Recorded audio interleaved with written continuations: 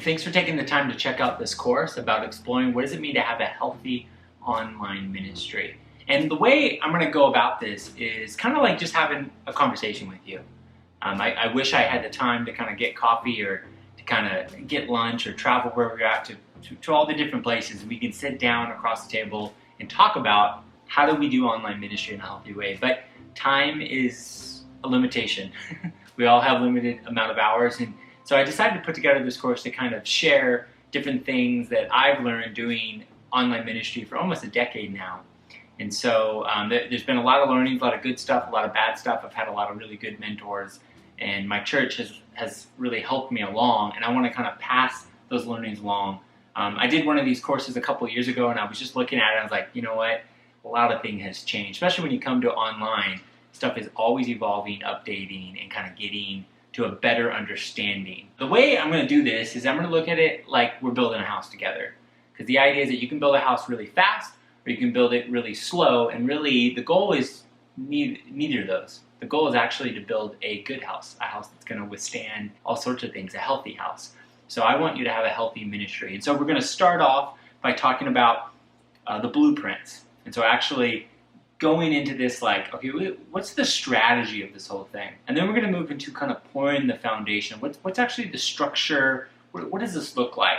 And then you move into kind of the guts, which is like the drywall, the framing, all the wiring, the heating, all that. You got to get all that stuff in. The last phase is kind of the final touches, which is the fixtures, any type of texture on the walls, laying the flooring, getting everything in. And really, I want to get you to that phase. And so there's these 4 phases to building houses. Actually, I grew up around building houses. On my dad's side, my great-grandfather started a construction business on the family. So I grew up on construction sites. And here in Southern California, my family built a lot of homes. And so my dad is a construction worker, and my grandpa was, my great-uncle was. And so my grandma is, I remember as a kid I would play with kind of blueprints. We would draw on the back of them because they had all these extras. So I kind of grew up around this experience. And I saw how meticulous it was, how you could do it. So even if you had the blueprints, everything got to contextualize for when you actually got into build mode. And so as we kind of jump into this, I want to start with, there is a lot of questions in how to do online ministry right. But I want you to feel confident that at the heart of this is that I'm going to be talking about some principles, but you do need to contextualize this for your church, to your calling as a ministry, and that might be around your pastor, it might be around what God is doing in your community, but you do got to figure out, how do I take these principles, these ideas, and kind of make it make sense for what God is doing, because you can't just copy and paste here, okay?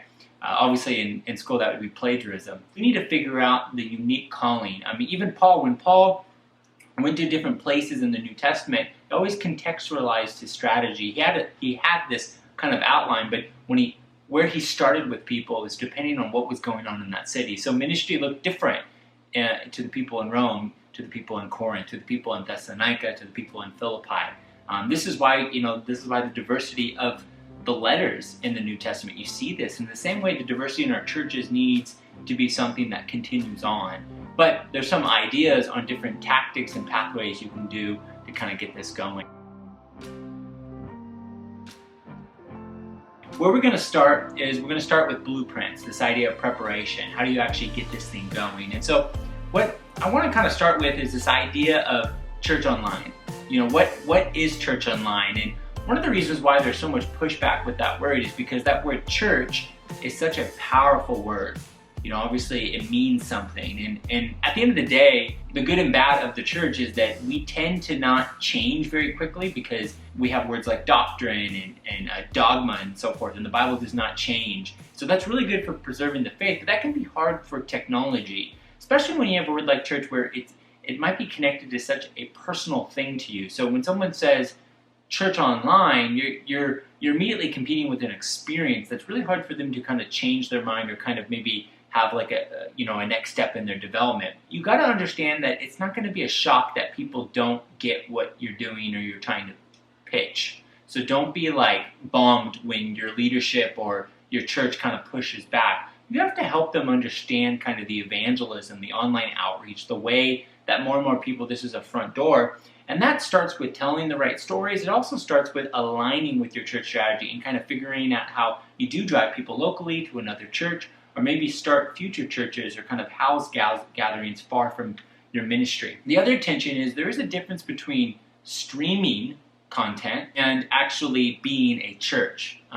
We know this, but a lot of times what happens is people start doing things online and they're calling that church when they're just pushing content out. And so church is much more than just a building with a cross on it. It used to be you would show up somewhere, and then the idea is that you put a cross, and as the West was being kind of paved with the railroad and so forth, you put a cross on top of a building, people show up. Well, that's happening less and less. People are wanting to find out who you are and what you're about, and this is where online ministry can be a really powerful thing. Now, I am going to refer to, there was this study done recently in partnership. I partnered with Vanderbilt Search Group. We did this survey, the largest online church survey. And so there's some data points. I'm going to put links below that you can find that. Digest that case study to kind of learn from this. But from that case study, out of these churches, is that 36% refer to their online ministry as an online campus. 28% call it church online. But there's still a lot of confusions because what people are doing kind of varies from group to group. But what is true, more and more people are seeing this as a first impressions ministry. It's a way that people are watching their Facebook stream or maybe going on a church online streaming page, and they're finding their ministry for the first time. Something we started to say a couple years ago was this idea that for tens of thousands of people, our online ministry was the first and only expression of our church. So we want to get that done right. We want to make sure it's a good experience. And so we do that by an advocate. The online team is an advocate for our local campus and campuses, since we're multi-site. And then for other churches. And then also we help people start gatherings far from us. Out of that study that I was referring to, 75% have reported attending online first and then showing up in person. And so this validates that idea that it's a first impressions type of ministry, and we're seeing that more and more. And so what I want to start with is this idea, is really thinking about why would somebody actually watch online? Like what's the real reason why a person might find an online stream and go, hey, that's what I want to be part of. And so I want you to think about this person, and what I want you to do is, this is the concept of persona. There's another word called, you kind of create a mosaics, this idea of understanding your target market. And so if you haven't done this, this is a really helpful exercise. A couple ways you can find this out is you can look at the demographics or insights on your Facebook page if you have one. You can look at the data, so you look through your CRM, kind of look like what's the majority. And there's different types, but essentially your church attracts a certain type of demo, age group. The more you understand about that demo, the more you understand about how do you help them grow, and also how do you reach more people like them. I would Google persona. There's a company, a for-profit company called Hubspot, where you can actually create personas, and you can kind of go into a deep dive around that. But what we've learned is a couple different reasons why people watch online. People are lazy. I think that's something that's overblown. And really, the idea of online ministry is not just to be kind of this convenient thing, this thing that somebody can, you don't have to put in pants and you can kind of watch. It's the idea of engaging members that wouldn't engage if they weren't coming, and then also engaging new types of people. And so there's kind of three categories we found, is that people engage online because they're in a new season of life. Maybe they're brand new to Christianity, or maybe they've never experienced Christianity and they've been invited by somebody, so they don't feel comfortable showing up face-to-face yet, because maybe they had some kind of experience, or what they think you believe or whatever is defined by media or some kind of childhood experience. So they just want to watch online, like what is actually happening there. They could be new parents. They could be traveling a lot for work, or maybe they work a night shift or something, or they work the weekends. And so we have people in different seasons. We also have people that have sicknesses. Maybe they're somebody who's older, an elderly person that is in a retirement home and they can't actually get out anymore, and so they watch online. You also have people that have physical ailments, maybe for a short period of time recovering from surgery, or long periods of time where they can't actually get to church. And then this last category is something that's popping up more and more, where you have security issues, where people are in countries and places that they actually can't get to church. So this actually might be somebody that in a country where the dominant religion isn't Christianity, or it's not secular, but it's actually a religion that suppresses Christianity.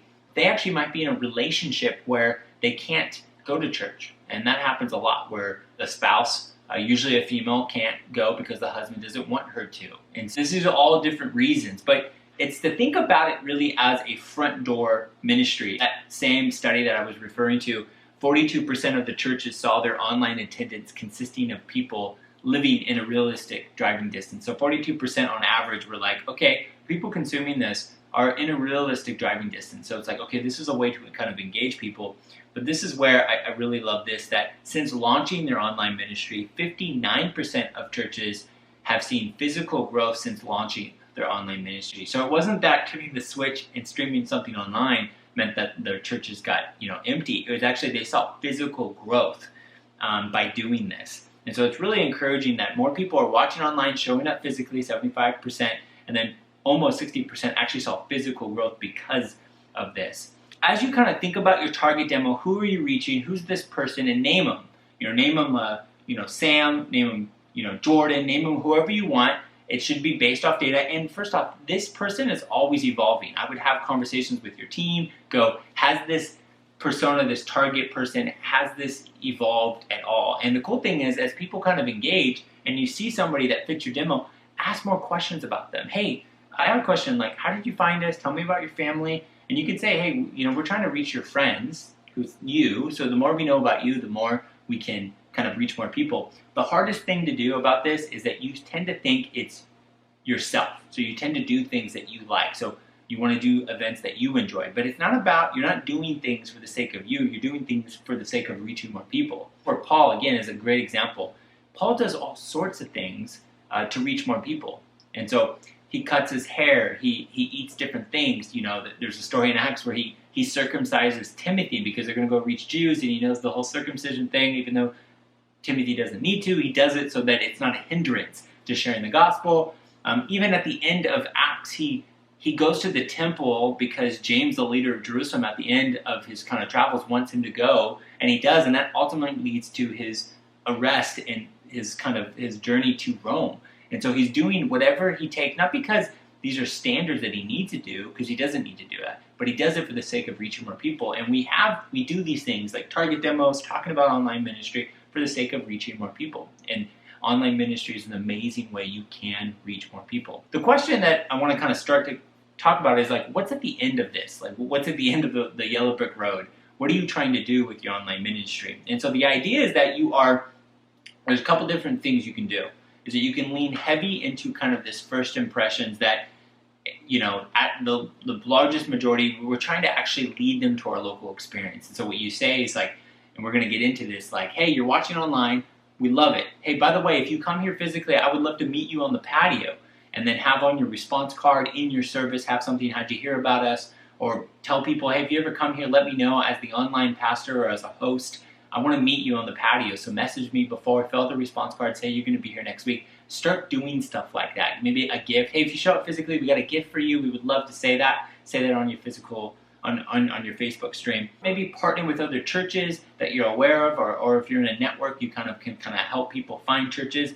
And then lastly, you can actually encourage people in kind of remote areas that don't have kind of a church, is to actually help them start a church. And so you don't need to call it a church, you can call it a small group at first, but encourage them to gather together 5 people and kind of like bring that type of gathering. Now, that's kind of an advanced thing. There's a lot of things you got to do to get there, but it's a great opportunity to either think about starting a movement, or starting new campuses, or microsites in your community, or just encouraging somebody who might not know that they're a gatherer, but start thinking about what's the end of the road. Now, majority of your people are going to live in a realistic driving distance, and then some of them you're going to connect to local churches, and then a very few of them you're going to actually have where you can have a conversation like that. But you need to start having these conversations. Lean heavily into the first impressions in the early part, and then kind of get to this part later. And you're doing this, one of the things that I just want to encourage you on is to really focus in on aligning with your church's vision, mission, values. One of the biggest mistakes people make is that sometimes a lot of churches like to do is that they kind of hand the online ministry to the youngest person on staff and kind of go. What happens is sometimes that individual doesn't know everything about the church, doesn't know the ministry philosophy, the paradigm, the mission, the vision. You might be like, hey, come on, hey Jay, I'm young and I know it. Okay, I'm not trying to offend you, but I've just seen this over and over again. You need to align with what your church is about. So if you ask me, like, Jay, why do you have so many small groups with your online ministry? And I would say, well, because my church is about small groups. Other churches that have really big online services with a lot of new people would assume they're really big about the weekend. And so that happens where you're just echoing your DNA as a church. So start aligning with both your ministry paradigm, how you do things online, also how you measure things, align with measurement of your local campus or campuses. Don't try to recreate the wheel. Really, what you need to do is to do things right, what your church is already doing. And then if you get that right, that will lead to better things down the road. Innovation, and think about how with the Thessalonians, actually, is a great example. That the Thessalonians, that they were confused, both in the first lesson, the Thessalonians, there's even a second letter that has to be read, that there's still confusion, that even when they didn't know what they were doing, they just continued on. And that means continuing on what's been given to you. And so you need to continue on with what has been given to you, and that means just aligning with what your church is already doing, and then kind of get to new stuff after you've kind of proven that you're a good steward. And then lastly, it's about like this kind of with this blueprint, it's actually about positioning your online ministry well. And that starts with a pastor or a person. And there's a couple different ways you can do this. But really, it starts with thinking them as a kind of a host, a first impressions person, somebody who's an advocate for the new people. And then, as you kind of grow, you can move into that campus thing. And I really want to lean into who is the online pastor, if you're thinking along that line, so if you want to get there. Who are they actually pastoring? Are they connecting people to local pastors that kind of take care of the care? Or are they maybe over networks of people that live far? And so in my context, I really become a pastor to people that live 30 miles away from a campus. And if they live within that kind of reach, I'm trying to drive them to that experience. And so positioning that, it's about starting small, taking small chunks, so maybe just starting as a host and kind of expanding as you kind of go. There's no reason to jump to this far end. The other thing, if you jump to the deep end by hiring a full-time pastor and all that, you also put them in a position where they have to succeed in the first year. And so you might want to kind of take this in slow. And so when you look at that survey that I was talking about, a couple things that stood out. Most of the pastors were pastors. Most of the online pastors are pastors, less technical. What's really important about most of the stuff that pops up with online ministry is more pastoral. And you want them to align with your church's other pastors. So don't think IT director, think more pastoral. Sometimes IT directors are good leads though. Really, only 16% have full-time online pastors, and most of them, 46%, have other responsibilities. Again, what I'm trying to do is I'm trying to give you a picture at a high view of what we're doing right now. We're laying the blueprints, okay? We're not taking all the action steps yet. I just want you to start thinking about all these things and be contextualizing it for your ministry. So that's the blueprints. That's kind of laying the foundation. Now we're going to talk about the foundation. Actually, now we prepped, now we're going to pour. Okay, so let's dive into that. Okay, so now we're going to start pouring the foundation. And don't worry, we are talking about this very quickly. I do encourage you to go to my website, go to the Start Here. Tons of stuff. I'm always writing about this stuff, kind of break it down to different sections. You can always ask me an individual question. I got some coffee here. If you don't know this about me, I love cold brew coffee, drinking it all the time. So this is us hanging out, getting coffee. We're having kind of remote coffee together. As we kind of pour the foundation, I kind of want to start, obviously, with the Bible. It's probably a good place to start in Acts.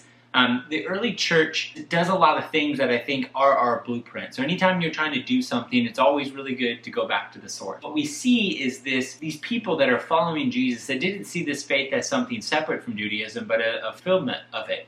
And so early on, they do a lot of things that are very similar to temple courts. They were meeting house to house, discussing these. And as you kind of move farther into the book of Acts, some habits become familiar.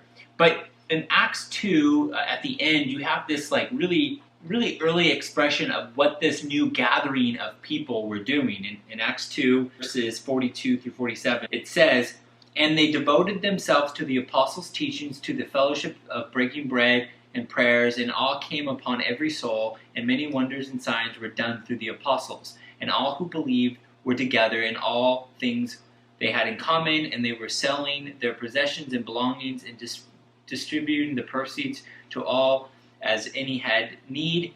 And day by day, attending the temple together and breaking bread in their homes, they received their food in glad and generous hearts, praising God and having favor with all the people. And the Lord added to their numbers day by day those who were being saved. And so what you see here in the book of Acts early on is this paradigm. There's some things they're doing. You see this again at the end of Acts 4. There's this idea that happens is that they were, Acts 4 kind of, they talk about, and now the full number of those who believed were one heart and one soul, and they were meeting together. Acts 5 again echoes this, where you see them doing the same things. Actually, the first time you actually see this word church pop up is after kind of the discipline moment of Ananias and Sapphira. It's the first time that they were gathering, and there was kind of fearfulness that it kind of solidified the gathering. They left the presence of the council rejoicing that they had counted worthy to suffer dishonor in the name. And every day in the temple and from house to house they did not cease teaching and preaching Jesus as Christ. What's interesting about that word church, it's actually a secular word. It's the Greek word is Ecclesia. I'm going to slaughter the Greek pronouncing the biblical Greek, but really it just meant a public gathering. There was nothing special about it. It wasn't how we say church and it means something. We've had 2,000 years of the evolution of the Jerusalem church to the Gentile church to the Great Schism and around 100,000 AD, and then you have another the Eastern Western, and then you have the Reformation that came out in the Middle Ages, and then you have the American church. Protestant, all this different stuff. Whatever you think of church, but really that origin of that word is just gathering. And so early on, when they're saying gathering, actually in the Greek, it could mean either the people of God that were devoted to this new person, Jesus, or it could mean a Greek city. Actually, in the Septuagint, which is Old Testament in Greek, so people could read it, because most people didn't read Hebrew, that Israel, sometimes that same word, ecclesia, is used for Israel. And so it's not this special word. It's actually, it's less about the actual gathering. It's more about who was gathering that made that word, and we kind of, in a way, the church hijacked that. So what were the attributes of these people gathering? Well, there's a couple things that Scripture says. So first off, they were devoting themselves to each other, breaking bread and prayers. This is worship. And early on, this was, they were going to the temple still. And for us, we would consider this a worship service. And kind of, decades go by, and eventually they're no longer meeting in the temple. They're actually meeting on the first day of the week, which would be Sunday, and it was the day of the Lord risen. But that wasn't something they were doing early on. It's not till the end of Acts that you actually have that habit start to pop up, where they were gathering together. I think it was Acts 20, Paul finally references this. They were also fellowshipping together. In that chapter 2, it says, in Acts, says they devoted to the fellowship, and all the believers were together. They ate together. We would usually consider this small groups or Bible studies, that it's not just about gathering together on the weekend, but it's about doing life with one another. We see this in Acts 4 and 5, that they were meeting house to house. And as you kind of move through the entire book of Acts, the story of the early church for the first 40 years is that they would first go to the temple to kind of interact, and then eventually they would meet in homes. And there were homes of people. I think of a very special home in Joppa where Peter gets a vision. I think of when Paul goes to different places in Ephesus and Corinth and Thessalonica and all these places, he's in homes. At the end of his life, he's in a home and house arrest, and people come to him and talk to him in Rome. And so homes were the cornerstone of Christian ministry. And the beauty thing about online is homes are everywhere. They're not limited to online. So you can take content online and use homes anywhere and really start decentralizing your church. They were also discipleship. They were devoting themselves to the apostles' teaching.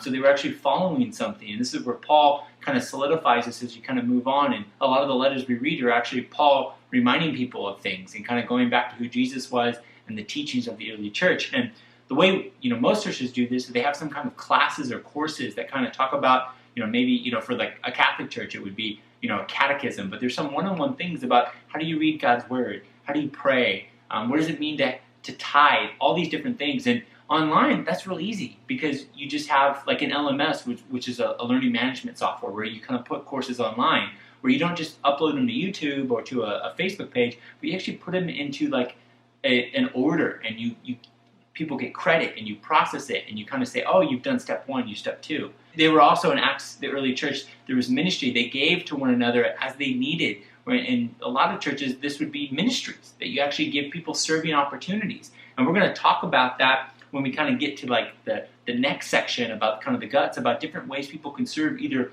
online with kind of your online services or in homes, and encourage people in homes to kind of take responsibilities. And lastly, evangelism, where they were actually added to their number daily, those who were being saved. So online, this is really easy. You can share your faith either by inviting people to watch the service, or inviting people over into your home and have kind of an experience. What's really unique about this gathering, the church, that ecclesia, that word that's used, is that's what made the church stand out, and ultimately different from any other gathering going on, is that it had people of different races and genders and classes and backgrounds, and they were all able to get together because the power of Jesus. They were going back to that covenant of Genesis, that the idea is that Israel was supposed to be, God was going to bless Israel, Israel was supposed to bless others, and that's the way it was going to go about. And Israel kind of went away with that, and sometimes our church goes away from that. We tend to only like to invite people we like to get along with, but the church is actually a gathering of people, common sense. We all need Jesus, no matter how much money you make or what your story is. And the cool thing online is this kind of starts to be fleshed out in a couple different ways. And these are high concepts. What's really hard is, this is a lot to process. There's this great article by Ben Thompson where he talks about this idea of value chains. Is that essentially like every business has different kind of understandings, and your church has a very unique way of how they do things. And usually what that means is that you're used to gathering people physically and doing something. In an online paradigm, what's really hard about that is you no longer need to gather them in a room to do something. You could do something in a decentralized way. But sometimes shifting that isn't as easy as just turning something on. It's the same reason why, in this article that I'll put a link to, it's the idea why for Amazon it's really hard to do food, because Amazon really leans into things that are affordable, easy, and they don't perish. And so books are really easy. A lot of that's really easy. But this is why Walmart, it's really easy for Walmart to kind of handle that last mile, because they can do food really well. So you do a drive-up pickup because they have these stores that process food. Food tends to perish really quickly. It's a different paradigm. And so Amazon's really good at all this other stuff, but getting into food and buying something like Whole Foods gets a little bit more complicated. It might not be as successful right away. And Walmart, where they could do a lot of sales, but it's really hard for them to take on the online paradigm as Amazon, but they can do food really well because these are value chains. In your church, you're having these tensions internally of like, how do you do this well? And this is why you kind of do it slowly. You figure out how to do it, but don't be shocked if your leadership's like, this doesn't make sense, because your job, again, if it was easy, someone else would do it. And your job is to kind of help them understand the value chain of decentralizing your church in a cool way, both in a front door bringing people in, and also maybe down the road turning on ways to kind of launch future things. The way we're going to talk about this kind of in context is how do you actually start looking at what does this look like in the context of your church? And so there's a couple different ways you can do this. There's something called a funnel, or there's something called a flywheel. There's all sorts of ways you can process this. I like a funnel because it kind of shows through. A flywheel is another way because it's always kind of going along. Jim Collins has a book about the flywheel. Great book. I would definitely check it out. I like the funnel. It's like really easy for me to kind of picture. But the idea is that like at a high level, and again, this is where you got to contextualize this for your church. But for us, you would have a weekly worship service. And so this idea, this is digital, this is something that's online, and so you would be, and we're going to get into kind of what that actually looks like in the next section. But in this weekly service, this is happening once a week usually, maybe live on demand, and the idea is that, you're doing this. So you get everybody in here, and then they get here, and you kind of have them fill out a response card, and you push them to something. So for most churches, this might be some form of a class. Maybe it's a one-on-one to faith or one-on-one to belonging to a church. You might offer membership. The idea is you kind of funnel them all there because that's where you handle all these bigger questions. And then there's small groups where you might drive them to some kind of community experience, and the idea is that this is where, up here, this is all head. The idea is that this is all knowledge based, and this is when you start getting into heart, where you're trying to move into the transformation stuff. You need both, well-rounded. And then this is where you might actually help them, the 5 purposes, where you actually might help them live out the purpose of worship, fellowship, discipleship, ministry, evangelism. And so the idea is that all these things that we have to do to follow Jesus, how do we facilitate that? Well, we want them to come every week. We want them to take these classes. We want you to be active in kind of smaller groups where you're talking about things, and then you're living that out in your 24/7 world. It's head, heart, it's this balance. And so what's really important is you're thinking about it this way, and kind of how you process this. And you start thinking through right now 2 things. You start thinking through your persona that we talked about, your target market that you're always evaluating, updating, and you're thinking through what does it look like for them to come out this and do this. And usually what happens when they get to the end of this and they're doing this, they're always evolving, but then they start inviting people in, and this is where evangelism comes in. And so you're never stopping, you're never stop growing that sanctification. We're always growing. Think about this person, and I would actually challenge you, think of vision story. Actually write out a story or narrative. Is oh, they watched online, they were new to their faith, and they decided to fill out a response card because someone said to fill it out or email in, or maybe they text in, and then they said they took our kind of our one-on-one class online, and they were learning all these things. At the end of it, they realized they had never accepted Jesus, and they had never been baptized, and they said they wanted to do that, and they kind of traveled to your church, or maybe somebody found them locally to baptize them, and they got baptized, and they actually started a group with their friends, and then they started living out their faith and invited people to their home. See, something like that, you start to visualize it. And I would actually talk through, because it's not about what my church is, but I would actually write out what is your process, write out the funnel. What does it mean to follow Jesus in the context of your local church? And put down the stages, and then ask, how do you actually get that digitally? So obviously most of us are doing services. So you might have, your weekly service, but maybe you don't have small groups, or maybe you don't have a class. But I would actually write this down and then ask, how could you get this online? See, most churches are doing this part, the service. They're pushing content out in some way, but very few are doing the rest online. And so start thinking through, what does that look like in your process? And then out of that, what you do is you actually start measuring metrics. And I think metrics is really a big thing, because first off, that study that I was referring to, 72% churches are reporting attendance online, but they're reporting it separate, which is good, because you can't measure a butt in the seat locally as the same online. And most people don't know how to measure or what to measure. The highest stat is actually concurrent users, meaning how many people at one time is watching. At my church, we actually measure a 30-minute number. But what you need to do is you need to measure 2 things. You need to pick what you're measuring, and you need to be consistent with it. So I like deeper engagement. I don't like page views because it's kind of easy to influence. You can buy ads for that. I like to know how many people are actually engaging. So you can get a retention number on YouTube. You can actually get retention numbers on Facebook Live. You can get retention numbers on different providers like Google Analytics will actually get retention numbers. But do a top of the funnel, this is how many people watched online. So we have a 30-minute retention, and then we actually look at how many people filled out a response card every week. How many people are a first timer that week? How many people accepted Jesus that week? And then we also measure, in our context, how many people take our classes every month, and how many small groups we have. And then you also start looking at giving. How many people are giving regularly? What are the total? But start getting those metrics. One of the best things you can do is don't create something brand new, but actually create something that aligns with your local church's metrics. So actually go to your leadership, or go to another campus pastor or your church, and go what are the core, your 2 or 3 things, and open up a Google Doc and start recording that every week. Because what's really important is that you're consistent, but it's also important that you start noticing the trends. Because I don't think you should care about where you're at now, but you need to know when you're high or when you're low, and that only happens by looking at the data every week. So my number 1 thing is to say, start looking at your data right now and start aligning with what you want to do, and start thinking about, okay, we are decentralizing your church. So get on a whiteboard, kind of do this, and then also start tracking stuff on Google Analytics. And trust me, when you start doing this stuff, it will start driving the right conversation. We've talked about the blueprint, we've talked about some foundations. I know I'm going very quickly. I want to honor your time. Now we're going to move into the guts and actually looking at the framing, the plumbing, all that stuff. So that's going to be in our next section. Okay, so now we're going to move to kind of the guts, the framing, the electrical, the heat, the AC, the installation, drywall. Stuff is going to start looking livable. So we've kind of talked about the blueprints, high-level strategy, integrating with your church.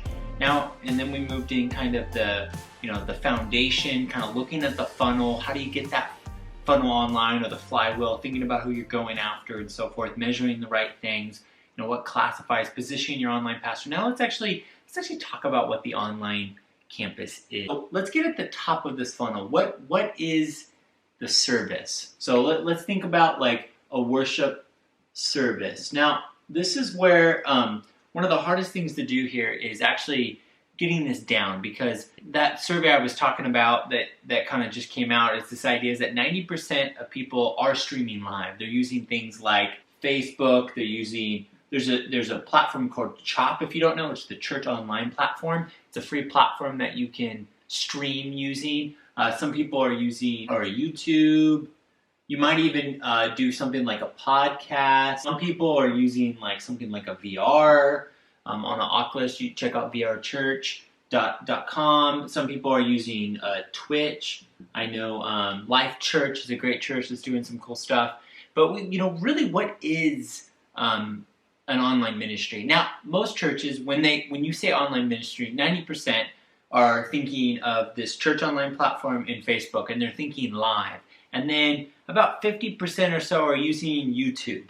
And really what I want to challenge you on is really embracing this paradigm of not limiting it to one thing, but actually thinking about positioning your online campus to leverage the entire online ministry and really online next steps of your entire church. So thinking about no matter how people are engaging, if it's on Facebook, if it's on Instagram, if it's on your Church Online platform, if it's on YouTube, that the online ministry both can provide next steps and kind of the follow-up, and kind of they're the ones that are experts to kind of drive people to your local experience. That's kind of the best way to kind of get it going and not limiting it to one thing. And so what this might look like is you might get new content, let's say every Sunday. And so you kick off that new Sunday with a live service. And so what happens is, and then what you do is on that same page is that you go to Saturday.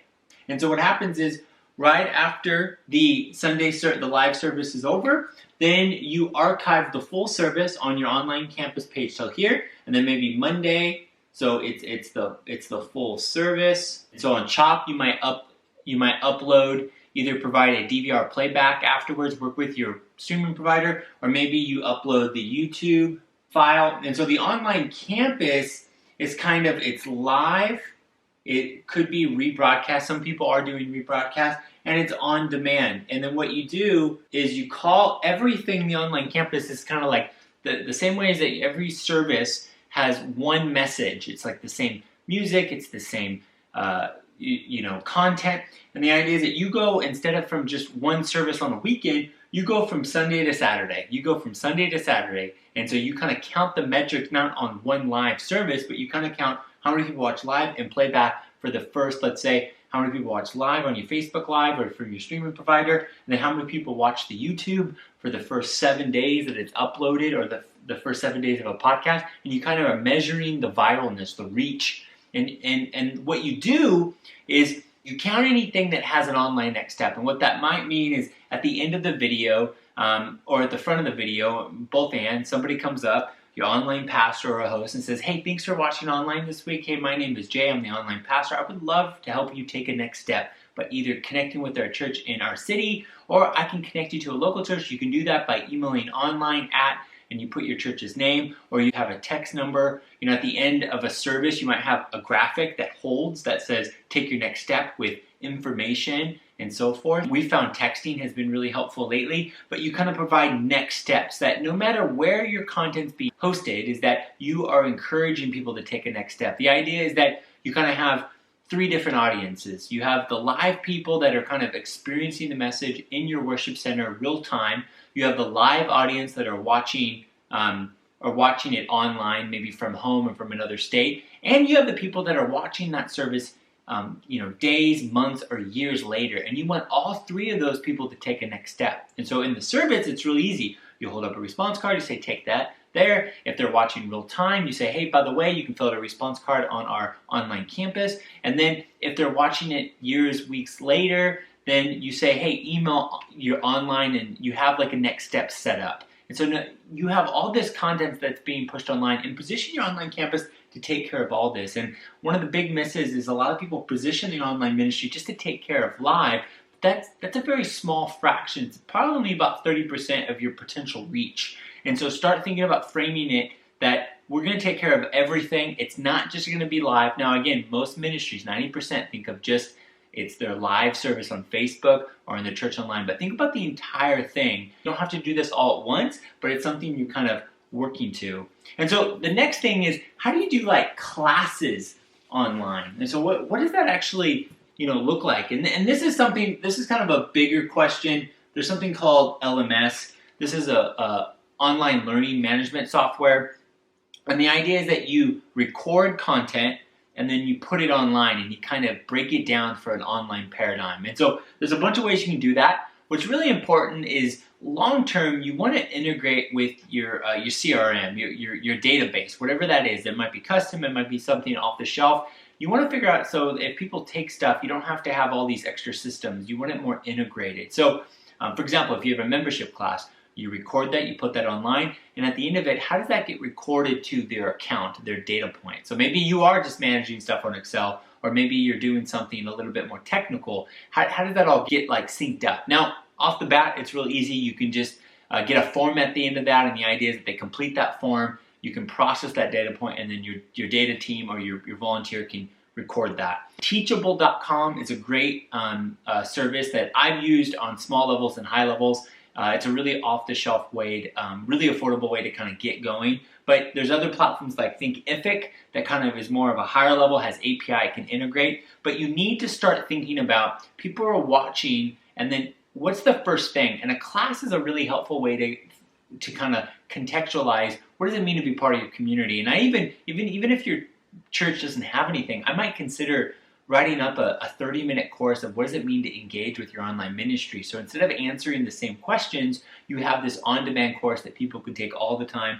You can use something like an LMS that allows you to kind of break it up, have questions, you can kind of record, you can bundle things together, or you could, at starters, just upload it to YouTube. An LMS allows you to kind of recommend things. So as you kind of build out stuff, you can kind of push them down a road. Now, long-term, what LMS is, what's going to happen is that every time your church starts doing live events, what you're going to move away from is not really just thinking about filling that room, but like, hey, why don't you use the live events that you do maybe quarterly and think of them as opportunities to capture new content that you can create courses or curriculums off of. So, hey, we're going to do this men's event. Hey, instead of just thinking about the couple hundred people that are going to show up, what if we can capture this when it's happening and make a course afterwards? So instead of doing that event every time, and so the idea is that maybe that yearly event becomes a yearly opportunity for you to update that course. So it's a really cool way to decentralize your church. Check out Teachable, but you really got to think about long-term, how do you integrate with your CRM, your database? Now, you might not be able to right now, so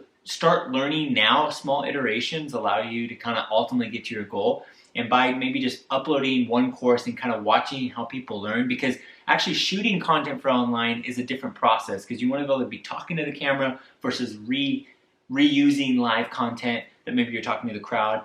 Anything's going to work now, but ultimately you want to start learning how to do that. And I like Teachable because you can put forms at the end. You can use the forms to kind of record stuff, but that's something you got to be learning about. So you start with the service, your online campus, and the idea is next steps, you kind of have this course that's you kind of replicate your church's paradigm. And then next, what you move into is you move into small groups. Small groups are really important because it's how you could easily, with online ministry, actually get into the business of moving into a theological area that maybe it's more easy to kind of float into. So with people online, a lot of times it's like, well, can you do digital ecclesia? You know, is that really a thing that is okay? And to me, I definitely think it's something that you can express all sorts of things. You know, the common example that I think about is, you know, when we look at salvation, what does salvation mean? And ultimately, salvation is, you know,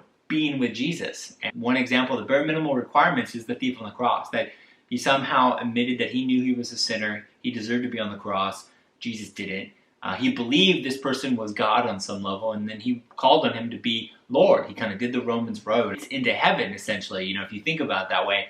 But nobody strives to be the thief on the cross.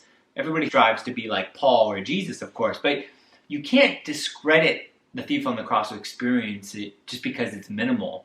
And the same thing with online ecclesia is that I think too many people rush to discredit what is possible online because they don't think it's the best expression. Now, I think you can hold to the tension that the best expression is in person while still going, hey, a lot of stuff can happen. And I think that's where the tension arises. But if you're doing small groups or Bible studies and you're trying to move people online to offline, then a lot of the theology, a lot of that stuff gets a lot easier to figure out, because now you're just encouraging small gatherings of people to kind of interact. And I want to encourage you to read Steve Clayton's book, Small Groups on Purpose. Really helpful book. He has a couple of resources. Also, the Small Group Network, if you want to learn a little bit more about what the small groups look like, at least what I've been kind of accustomed to.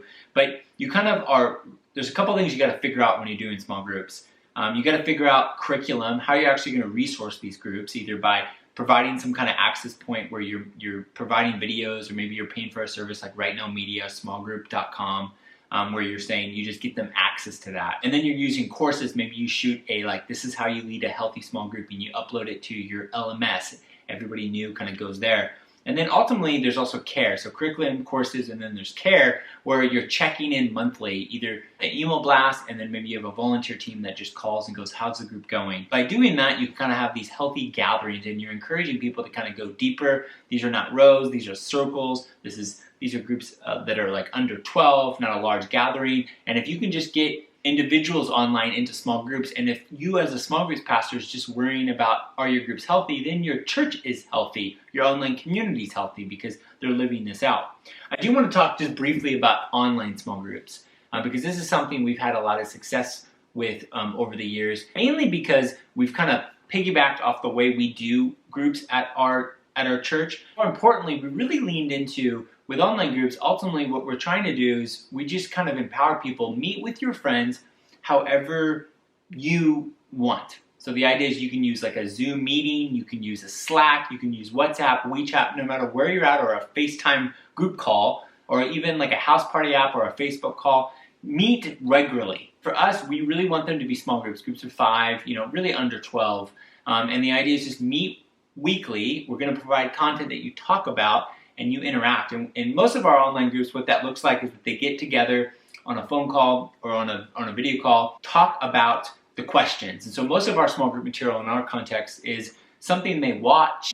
We do have something that's very popular, where we'll write up 5 or 3 questions based off the weekend message. So people watch the weekend message, and then they'll get an email of like, hey, here are 3 questions to talk about. So when they get together, they're not really consuming video, they're actually just talking about it. So they'll walk through these questions, and so they'll open up with some prayer. Usually it's something to get everybody going, talking on the video call or the audio call. You kind of warm everybody up. You ask the 3 questions, everybody talks about it, and you end with prayer. And we leaned a long time ago away from telling people how to meet and just telling them to meet, because most people meet however their friends like to meet. And so we just say, hey, online groups work this way, and just meet with your friends. And we lean heavily into new people connecting with their people. And so we kind of have a group of I would say, evangelistic hosts that are more open to new people. But most of the time, we're really wanting people to start their own group. We don't really centralize that. We kind of, by decentralizing that, empowering people, that's how we grew. And we have this paradigm where we're moving kind of text-based groups into audio groups to video groups, and then ultimately we want to pastorally move people to face-to-face community. And then usually once a year, there's a really big push, either in care that they're checking in monthly, or there's a big campaign once a year where we say, hey, by the way, you've been part of an online group for the last year. Why don't you think about, for this season, take all your learnings and start something. So that's kind of at a high level. Again, check out those books that I mentioned to kind of dig a little deeper. I have some more articles on the Start Here page where you can kind of look on how we do online groups. So next, move into ministry. So with ministry, there's two ways you can do ministries. You can do it online, or you can do it in homes. And so this is where your paradigm, your digital ecclesia starts thinking about. Ecclesia meaning gathering, is that you kind of have two temple court gatherings. You have the online gathering that is live and on demand every week, where it's your online ministry. And so people can support that in a couple different ways. You can have a chat host that are monitoring the chat either on your chat platform or an online church platform, or on your Facebook streaming or your YouTube streaming. You also can have live prayer people that are engaging. You also can have follow-up people. You can use some kind of software like Echo Global. You can check them out, where they can kind of centralize all your communication, and you have a team of 20 people that any response card or communication come in, that you train them to kind of engage that way. Or you can use like a Facebook group, for example. A Facebook group where you can push everybody into a group where you have like an email list that's going out. You also have this Facebook group where you can do live streams into, and you have somebody actually manage that Facebook group where you have a team of people over that. So you have your digital ecclesia, and then you have in ministries around that, a host, chat host, follow-up, prayer team. But then you have your homes, where this is actually where the more powerful, the in-home gathering, in-person ecclesia, where if you have small groups, you actually start encouraging people to do ministry through your group. So if you have greeters at your church, then you go, hey, why don't you be a greeter for your small group? Hey, traffic ministry, why don't you be the you start translating that, you actually start serving, and you take up a purpose in your small group. So you resource with your online campus, maybe at start maybe there's like 3 or 4 centralized digital ecclesia kind of ministries, but then long term is that you really want them to do ministry with each other locally. And so that means they have a lot more opportunities to start doing that. So that might be, as a small group host, maybe as a co-host, maybe it's championing a purpose, maybe, there's all sorts of things there. Maybe there's a care person there, somebody who records prayer requests. But think about ministries both on the top of a level, but also in these home gatherings long term. So we talked about service, how to position this.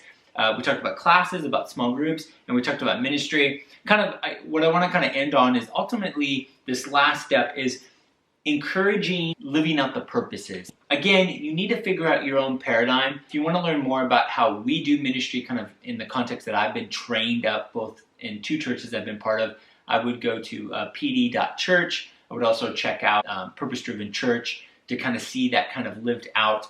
But this idea is that ultimately, people are coming to church every week. They are taking these classes, they're in a small group, and then the idea is that they're living this out in their local world, both in their workplace, in their relationships, all this different stuff, and then they're bringing more people through the funnel.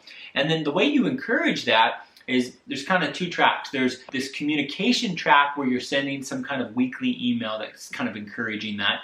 You're also, you have a Facebook group where you, as the online pastor potentially, it can be a Facebook group, it can be any type of platform where people can meet at a large scale, where other members can connect with each other. You can kind of stream into that, have private communications, be able to tell them and remind them, because you're both telling them about new things and you're reminding them of the essential things, which for you potentially is, hey, the new service, it's classes, it's small groups potentially. And so you're always kind of just repeating the same stuff and kind of reinforcing the essentials. And so a Facebook group is really good for that. And I have found with that is through having regular events that I'm always at the pulse, and this is the job as the pastor, essentially, is to kind of see where is your community weak in. Is it weak at evangelism? So evangelism, for the most part, it's, hey, share this weekend's message because we're talking about this. This is a great person to do, to kind of invite into this. And then you kind of lean heavy into Easter and Christmas to kind of do that. But ultimately, you're always thinking about when you're doing a special event on top of your weekend service, on top of your classes, on top of small groups,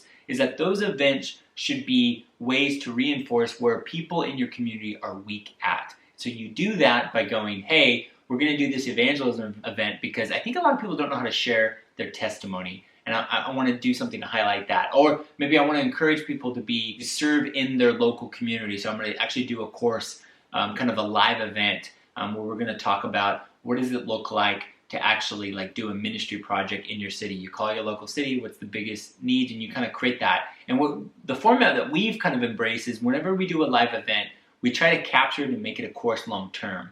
And so the idea is that we're not just doing live events just because we're doing it to kind of address a need or a weakness in kind of the health paradigm, but then we're also capturing it long term and making it available as more content for people to continue to grow.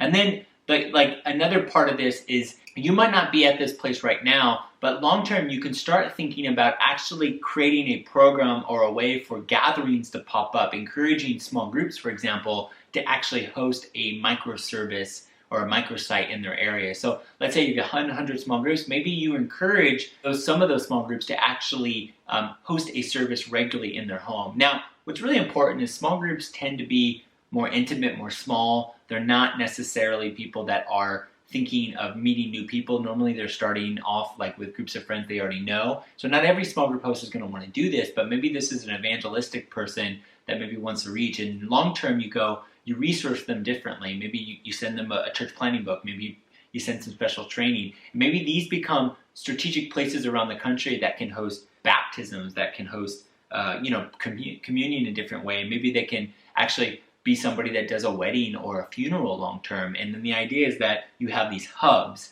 And so you work down, like you have people that help support the weekend, you have people that can help support your classes, you have your small group hosts, and then you have these people that are local gatherings or anywhere, locations, whatever you want to call them, that these are actually in-person services. The idea is that you have these two ecclesias. You have the top of the funnel service digital, and then you have these home gatherings where people are meeting in community. Again, it's just decentralizing your church's strategy. So it's really important to kind of know your target, understand your process, your methodology, your funnel, your flywheel, how people move through, and then let's start decentralizing our church, because really this is where this is moving, is that years ago when we created a lot of these resources online, it was just for those far from our church. But the beauty is now people locally want these online resources, and if you can embrace not having to have everything in person, but kind of people can experience it in all sorts of ways, and you're going to train all sorts of new people.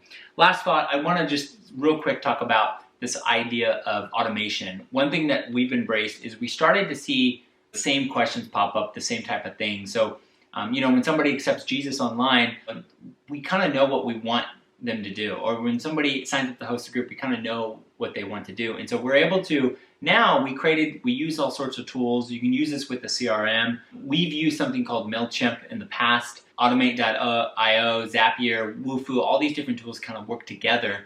But what you do is you kind of know your process and you write emails and text messages out, and you kind of schedule them out over a 1 month to 6 months. So for example, one automation is when somebody attends our service online, we have a checkbox that says, I'm a first timer. Well, I have an email that gets sent to them 8 days later that says, hey, thanks again for checking us out. Hey, why don't you come back to our service?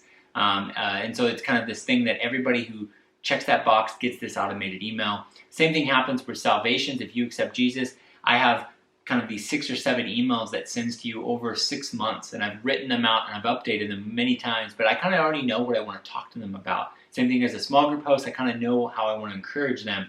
And so think about automation that way to kind of come alongside, to kind of reinforce. And the beauty is you can scale your care in a new way. You're never going to get away from personal care, but it's definitely a way that you can kind of do things in a very intimate and high level. You're never going to get away from calls and texts and all that. But I think a lot of those tools are really powerful, and they're only helpful if you really know your methodology, your process. That's the guts. So we've talked about blueprint, we've talked about the foundations, prep and pour, we talked about kind of the framing of it, the guts, and now I want to end on talking about the finishing touches and really the exterior work, the fixtures, the floorings, all that stuff.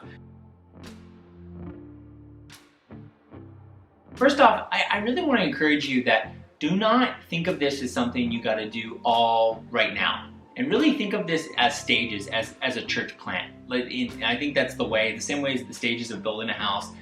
Getting your online ministry right, there's a lot of questions and theology and philosophy, and really I've learned that online ministry only amplifies what you're good and what you're bad at. It's going to highlight stuff where the gaps are. And again, it's a value change, it's a shift that you're going to find that local staff may not want to support that because they're so used to handling this way. But if you really start moving towards decentralizing your church in a cool way, there's a lot of new people you can reach, and there's a lot of new people you can train, and it can be a huge front door. It can be a way you can do microsites down the road, but take off chunks. Like, okay, we're just going to focus over the next 6 months getting our online service under control and figure out what does that mean to do that. And then the next month, you kind of like, let's actually get our LMS and our classes set up. The next month after that, kind of look at your small group paradigm, and then you kind of move down and make chunks that kind of make it more digestible. I see too many people that kind of do everything at once and you get burnout, or you don't see enough success.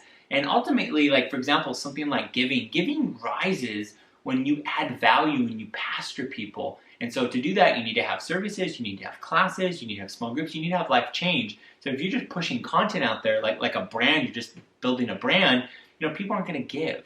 You need a pastoral presence. You need a lot more. And so that's going to take time. And so again, the more you can look into the growth of your local campus or your campuses, I think you're going to see some of the similar trends. So don't rush it. Just because it's easy to get stuff online, you don't want to rush it too quick, because you might be doing too much. And I think I've seen that over and over again.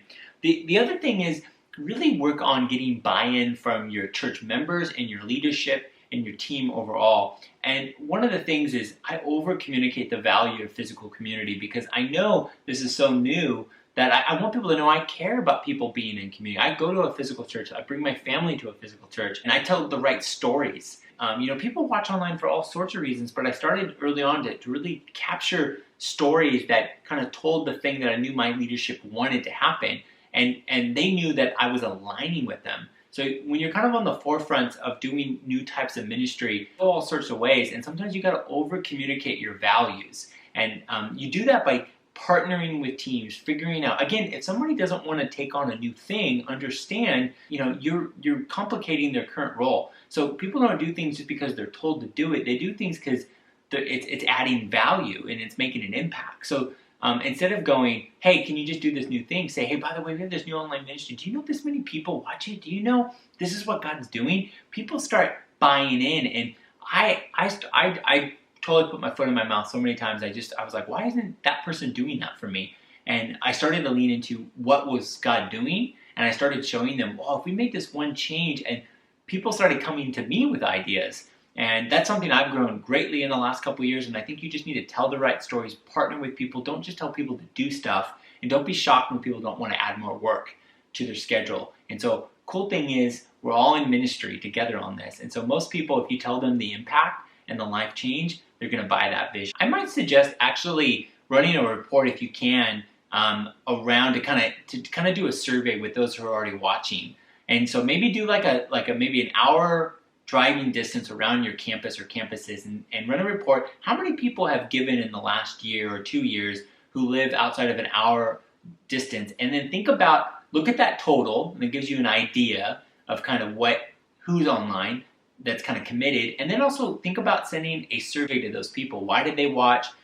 How can you add more value? And that might be a good place to start to kind of build a new community, because you do need to kind of break apart the local community and the online community and start to think about, okay, how do we add value to that? And that might be a really good place to start. I want to say this just one more time, that you need to be thinking long-term. How do you integrate this all in a more seamless way? And I know, as somebody who builds new things, a lot of times you kind of build new systems and you kind of break these systems apart.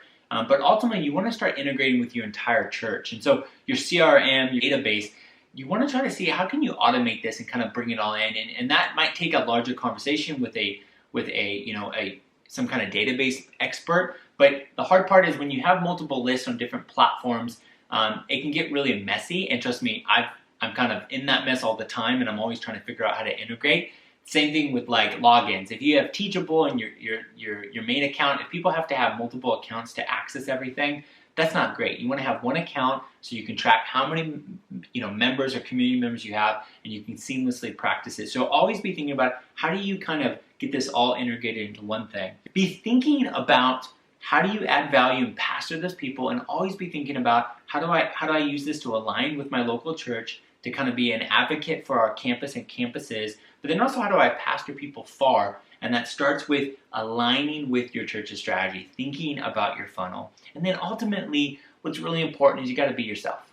You can't be any other church. You can't be my church. I can't be another church, because you will be good at what you're good at. Because what I've found, my people do what we tend to tell them to do during the teaching. So the primary guts of your church is come in every week. And so whatever your pastor or your teaching team talks about, that's what the people do. Now you can come on the front end and the back end and tell them to do something else. But we have a lot of groups at our church because my pastor constantly talks about groups.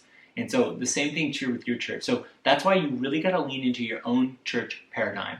So we've talked about blueprint, we've talked about foundation, we've talked about the guts, the frame, all that stuff. We talked about finishing touches.